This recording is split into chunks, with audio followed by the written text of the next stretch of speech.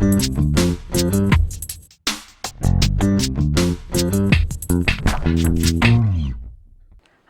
I'm Stephanie Jaworski of joyofbaking.com. Today we're going to make peanut butter balls. These are very similar to a peanut butter cup in that they have that really nice smooth and shiny dark chocolate on the outside, and inside it's a really nice creamy smooth peanut butter filling. And they're really easy to make. They take a little time because we have to dip each ball in chocolate, but it's not hard at all. And these are really nice at Christmas time, make a really good gift. So to begin, we have to melt peanut butter with butter. Now you can do this in the microwave, which I'm going to do, or you could just put it in a bowl over a saucepan of simmering water. So make sure your bowl can go in the microwave. You need 2 cups, which is 480 milliliters of creamy peanut butter. Don't use the chunky, use the creamy smooth. And whatever your favorite brand, use that. And then to that you need 1/4 cup, it's about 55 grams or 4 tablespoons of butter. And have that like really soft. And then I like to cut it into pieces because that will melt a lot faster.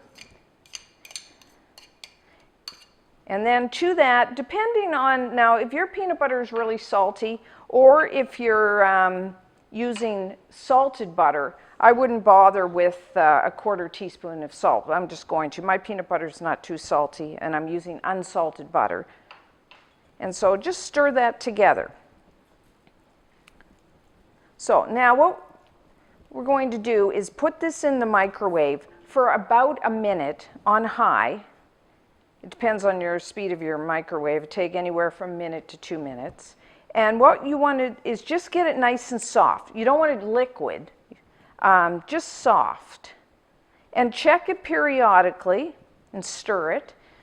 But it takes somewhere around a minute.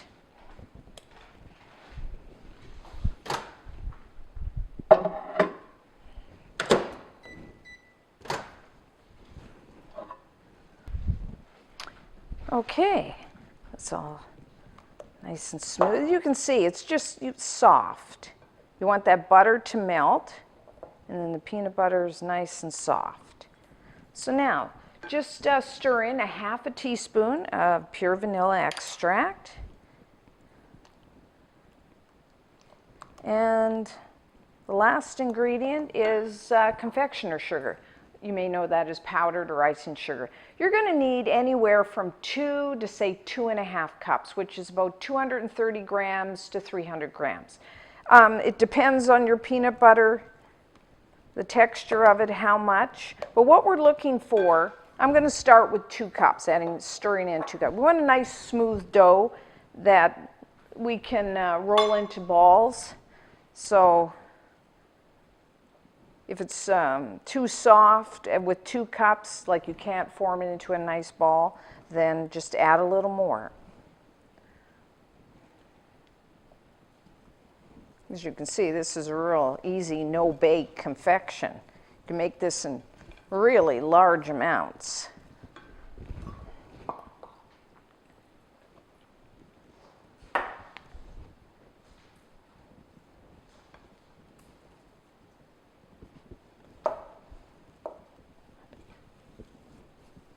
Make sure all that sugar is mixed in.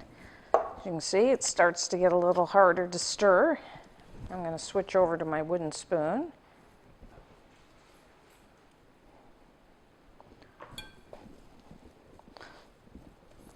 You can see it's thickening up. It's still a little too soft to roll into a ball, so I'm going to keep adding more.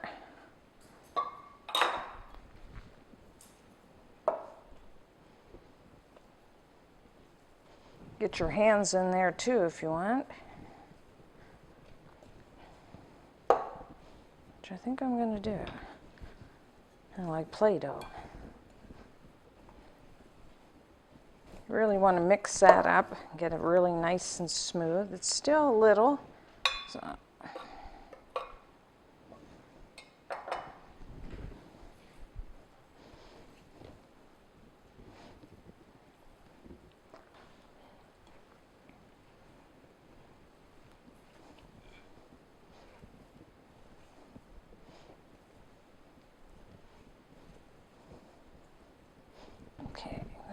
almost there.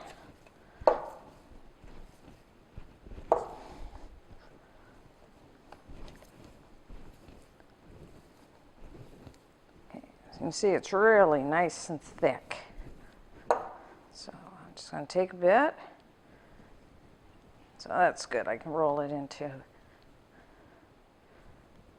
Oh, now you can make these as big or as small as you want. I usually make them about an inch, which is about 2.5 centimeters. And then just have you can either put a piece of parchment paper on a baking sheet or wax paper or even aluminum foil.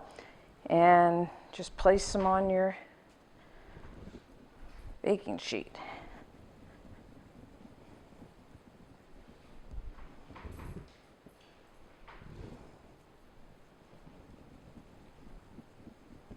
Okay, so as you can see, I have about 60 at about 1 inch balls. So, you know, depending on what the size is, you get more or less.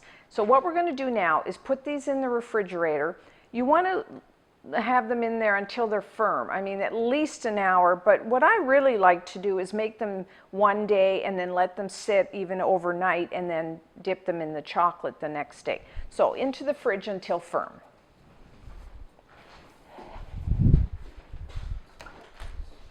So now for our chocolate coating. You will need 9 ounces, that's 260 grams of dark chocolate. Now you can use either a semi-sweet or a bittersweet chocolate. Just make sure it's a really top quality, one that you enjoy eating just by itself. And you could even, if you like, you could use half semi-sweet chocolate and half even milk chocolate if you'd like to do that. And to this I'm going to add about 1 tablespoon of shortening. You could also use a flavorless oil, and what this does is it keeps the chocolate nice and shiny even after we've melted it. So just put that together, and then it's in a heat-proof bowl, and I'm going to put this over a saucepan of simmering water and just melt it until it's smooth. Okay, our chocolate is now melted, so remove from heat. Give it a quick stir. And then what I like to do is to put it in the chocolate in a smaller bowl because it makes dipping your peanut butter balls so much easier. Now have a little more chocolate on hand because it's hard to know whether you'll need more or less depending on how thick you coat your peanut butter balls. So I just removed some of them from the refrigerator at a time. And a really easy thing what I like to do, and it makes it faster, is just pop these in the freezer.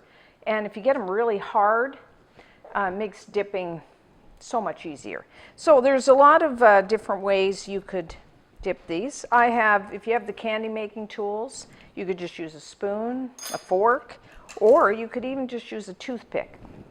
And just stick your toothpick in, just dip it in your chocolate, let the excess run off, and then put it back. Let's take a little. And then what I like to do is take a little bit of crushed peanuts, just put it over the top, cover up the little hole there. Now if you want to make what is called a Buckeye, which is essentially a peanut butter ball, but you want to leave, you don't dip the whole thing, you leave the top bare so that you can actually see the peanut butter filling. So you just keep, if you have one of these handy little tools, they're nice too, you can just put it in, lift it up, and let the excess. So this is a time-consuming part. You just got a little bit of a production line. And like I said, just popping these in the freezer for even like a half hour before you dip, that way they're nice and firm. And then once you've done like a pan, just put them back into the refrigerator until they're thoroughly chilled. And then you could store them in the refrigerator in a container for, at least 2 weeks, or I like to even freeze them. So until next time, I'm Stephanie Jaworski of joybaking.com.